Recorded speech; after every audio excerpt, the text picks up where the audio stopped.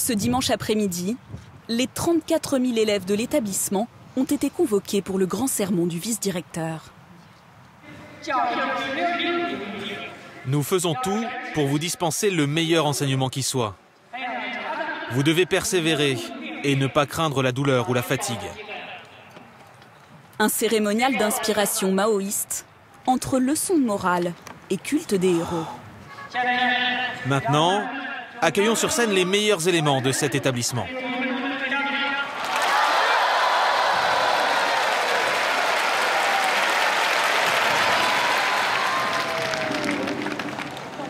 Ces élèves très disciplinés viennent de toute la Chine pour suivre les cours de la plus célèbre académie de kung-fu du pays, l'école Tago. Parmi eux, une fillette de 9 ans, Chuan Zhuo. Il y a très peu de place à gagner dans les compétitions. C'est pour ça qu'on doit étudier encore plus dur si on veut avoir sa chance. Mes parents seraient si fiers de moi si je gagnais des prix. Dans cette école, 10 sortes de kung-fu sont enseignées. Des techniques de combat pures,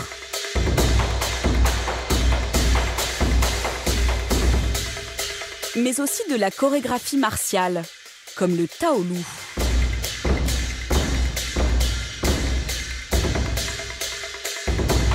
C'est la spécialité de la petite Chuan Zhuo.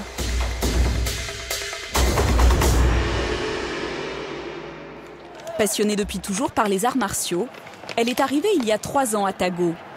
Elle est aujourd'hui l'un des espoirs de l'école. Allez, plus haut! Plus vite la jambe! Elle est encore petite. Il y a des choses qu'elle ne peut pas faire pour l'instant.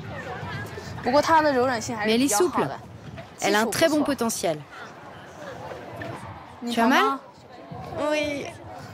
Très précoce, Chuan Zhuo a intégré la troupe d'élite. 30 jeunes filles qui représentent l'école dans les compétitions nationales. On lève la tête.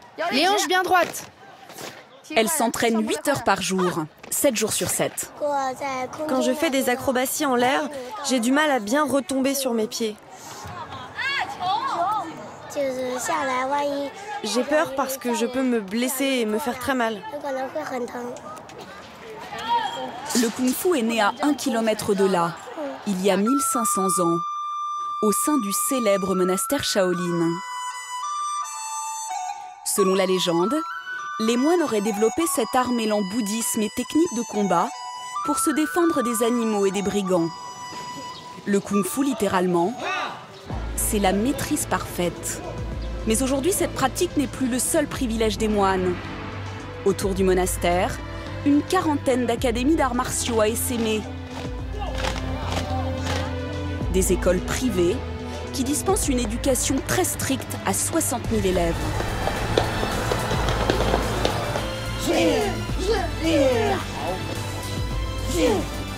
Dans la Chine moderne, ces écoles quasi militaires ont le vent en poupe.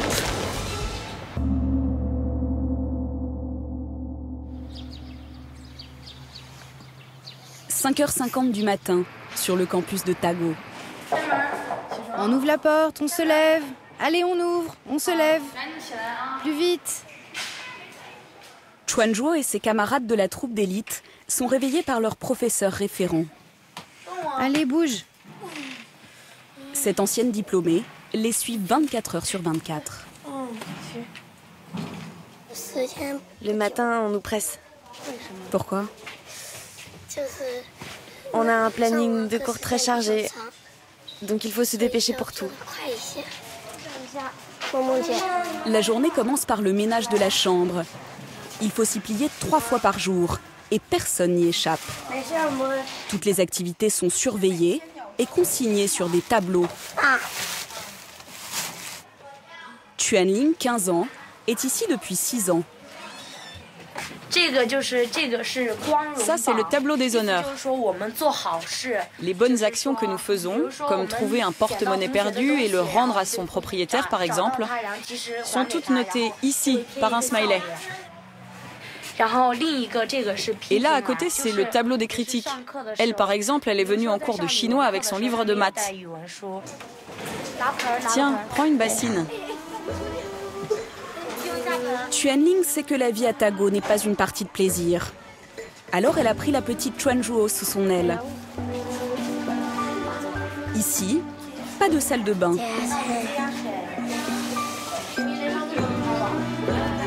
Pour la toilette, une simple bassine à même le sol. Quand je suis arrivée, j'en ai vraiment bavé. Et puis je ne comprenais rien à ces horaires rigides. L'école est si grande que je me perdais tout le temps.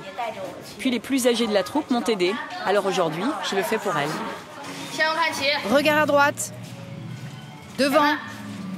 Repos. Garde à vous. Comptez-vous.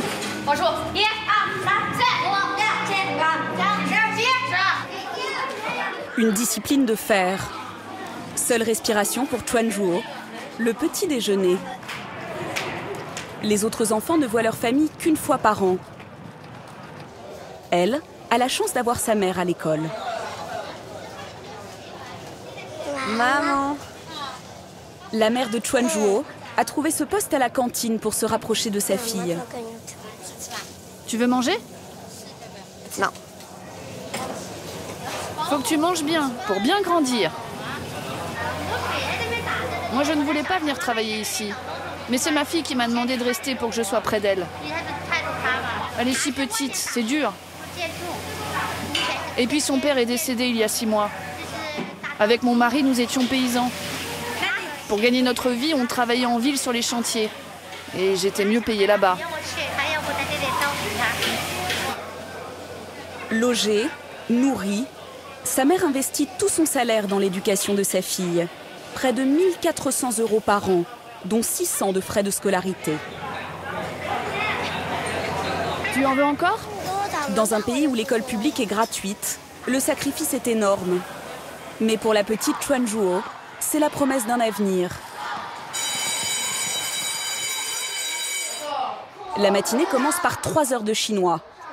Comme partout en Chine, l'apprentissage est basé sur le par cœur.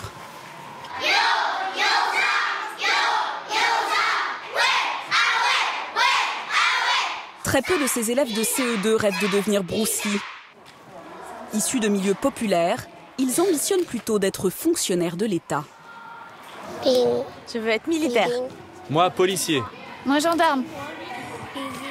L'argent que je gagnerai dans l'armée me permettra d'acheter un appartement et une voiture pour ma mère. Un militaire en début de carrière gagne 300 € par mois. Mais son emploi est garanti à vie et il a une sécurité sociale. Des avantages appréciables dans cette Chine devenue capitaliste. Une vie au service de l'État, l'école les encourage dans cette ambition. Ces enfants doivent être les piliers de la société de demain. C'est pour ça qu'on leur apprend à étudier consciencieusement, étudier un maximum dès le plus jeune âge, pour faire en sorte qu'ils ne soient pas inutiles à notre pays. Une école acquise à la gloire du régime, et un régime qui sait se montrer reconnaissant. Lors de la cérémonie d'ouverture des JO de Pékin en 2008, ce sont les élèves de Tago qui ont été choisis pour briller aux yeux du monde. Une fois par an, lors de journées portes ouvertes, 20 000 étudiants répètent ce tableau, devenu la marque de fabrique de l'établissement.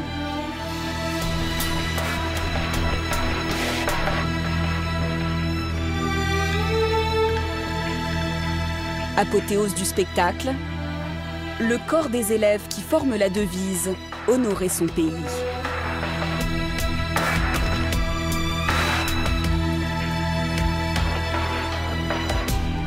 Difficile d'imaginer qu'il y a encore 40 ans, le kung-fu était interdit. Pendant la révolution culturelle, il était considéré comme une pratique archaïque de moines. C'est cet homme, Liu Baoshan, 84 ans, qui l'a relancé. Il a créé l'école en 1978, 2 ans après la mort de Mao. Il donne ses premiers cours dans cette caverne. C'est là qu'il vit avec sa famille. Des petits paysans qui pratiquent le kung-fu depuis 7 générations. On le voit ici enseigner dans les années 80.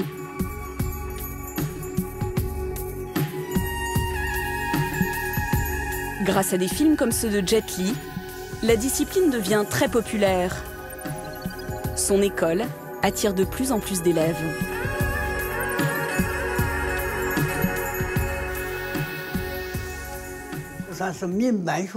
C'était tout au début de l'économie de marché. On était la première école de ce genre. Le gouvernement m'a donné quelques subventions et m'a autorisé à faire payer mes élèves. Le petit paysan est-il devenu un homme riche? Il refuse de répondre à la question et affirme vivre toujours modestement. Quoi qu'il en soit, il est aujourd'hui à la tête de la plus grande école de Chine. 154 hectares, 3 campus, 1000 entraîneurs, 700 professeurs. Pour développer son business, il a très tôt ouvert son école aux étrangers. Ils payent chacun 730 € par mois. C'est plus que ce que paye un élève chinois par an. Allez, tape! Tape! Tape! En haut! Tape! Bien! Recule! Parmi eux, Moses, 15 ans, arrivé de New York il y a 6 mois, avec de grandes ambitions. Ici, je peux travailler les acrobaties, ma souplesse, et m'endurcir parce que plus tard, je veux être acteur dans des films d'action. Et je devrais être capable de savoir faire tout ça. Moses, tu vois ce qui ne va pas avec ta position de l'archer, c'est les jambes. Et deuxièmement, tu fais comme ça. Moses et ses camarades s'entraînent 6 heures par jour, 6 jours sur 7. Mais pour leur professeur, un Jackie Chan occidental, ça n'est pas pour tout de suite. Les étrangers manquent de flexibilité, de souplesse. Ils manquent aussi d'équilibre, ce qui est la base des arts martiaux chinois, parce que c'est à partir de là qu'on peut ensuite rajouter la force et la vitesse. Moses a mis sa scolarité en suspens pendant 1 an. Il a quitté sa mère, chirurgien, et son père, propriétaire d'une compagnie de taxi, pour s'offrir ce brin d'exotisme. Ça, c'est du pain chinois. Dedans, ils mettent de la viande, et puis ils rajoutent ça. Je ne sais pas ce que c'est. Les étudiants étrangers payent plus, mais il y a des contreparties. Sur le campus, ils sont logés dans ce que l'école appelle l'hôtel. Ça, c'est ma chambre, où je vis avec mon colocataire, Xiaofeng. Pas de dortoir à 12. Moses partage sa chambre avec un compatriote américain d'origine chinoise. Avec au pied du lit une grande télévision et surtout grand luxe, une salle de bain privative. Moses a pourtant l'impression de vivre à la dure et il aime ça. Si on ne lave pas nos vêtements, on a des vêtements sales. Si on ne les met pas à sécher, on doit porter des vêtements mouillés. Ici, on n'a pas nos parents. On doit tout faire par nous-mêmes. D'ici 1 an, diplôme de l'école Tago en poche, Moses espère intégrer une université de cinéma à New York. Les arts martiaux, un rêve pour certains, une punition pour d'autres. Suiyan a 14 ans. Originaire de Pékin, cet adolescent est arrivé il y a 1 mois à peine à Tago. À l'entraînement, ses gestes manquent un peu de conviction. Contrairement aux autres, lui n'a pas demandé à être là. Allez! Allez! Ta jambe là, plus comme ça. Certains sont là parce qu'ils n'étudient pas à l'école, parce qu'ils se disputent avec leurs parents à la maison. Du coup, on nous les envoie pour qu'on les éduque à la dure et qu'ils changent. Ici, j'en bave. Les jambes, c'est le plus dur. C'est quoi ton point faible? Je manque surtout de vitesse. Tago accueille chaque année quelques 200 ados en difficulté. Les parents de Suiyan, cadres bancaires et concessionnaires auto, ont dépensé 300 € pour ce stage de 3 mois, façon camp de redressement. Mon prof a appelé à la maison parce que je n'écoutais rien en classe. Et ma mère, furieuse, m'a envoyé ici. Elle veut que j'expérimente ce mode de vie militaire pour voir si j'ai envie de reprendre des études ou faire des arts martiaux. Chez lui, l'enfant aisé de Pékin avait sa propre chambre. Ici, il partage un dortoir avec 11 autres jeunes de son âge. Là, c'est mon lit. On dort à 2 là. Les tâches ménagères, les entraînements, les cours théoriques, des journées de 15 heures au total. C'en est trop pour lui. Ma famille me manque.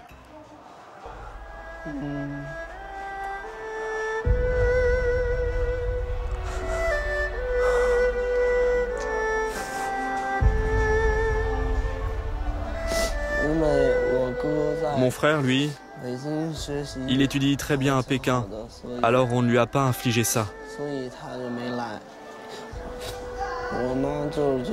Ma mère pense que je suis le canard boiteux de la famille et que je ne veux pas étudier. Suiyan appelle ses parents une fois par jour. À demi-mot, il tente de leur faire comprendre sa détresse. Allô? Ça va? Je sors de cours. Avec des journées qui se ressemblent toutes et l'interdiction de sortir de l'école, il n'a plus vraiment la notion du temps. Papa, on est le combien aujourd'hui? Ses parents restent inflexibles. Suiyan devra encore serrer les dents pendant 2 mois, mais il sait déjà qu'il ne restera pas plus longtemps. Il faut faire beaucoup de sport chaque jour. C'est très fatigant. Au final, je me dis que c'est moins fatigant d'étudier. Je pense donc rentrer à Pékin pour aller dans une bonne fac et trouver un bon travail pour plus tard. Il est 20h. Dans le dortoir des étrangers, c'est l'heure de la détente pour Moses et ses camarades.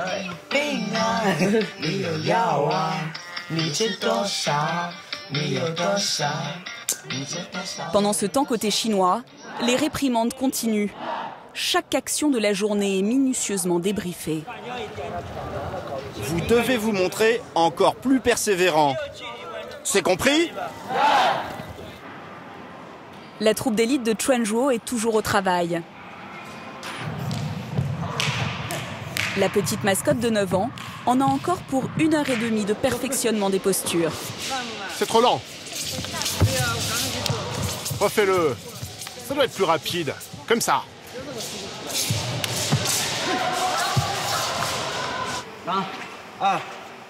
Le cursus dure 3 ans minimum, mais la majorité des élèves poursuit jusqu'au bac. Lorsqu'elle sera diplômée, Chuanzhuo n'aura pas à démarcher pour trouver du travail. L'armée et la police viennent chaque année recruter directement sur place. Le kung-fu est un secteur qui n'est pas touché par le chômage. Au pire, les mauvais élèves deviendront gardes du corps ou chauffeurs. Car les patrons des grosses sociétés aiment avoir des chauffeurs privés qui savent se défendre. 21h, le premier et unique moment de détente de la journée pour les filles. Chuanzhuo espère réussir à tenir ce rythme pendant encore 9 ans. Chaque rentrée, l'école recrute 2000 nouveaux élèves. En quête d'un avenir assuré, seule une centaine d'entre eux abandonnent par an.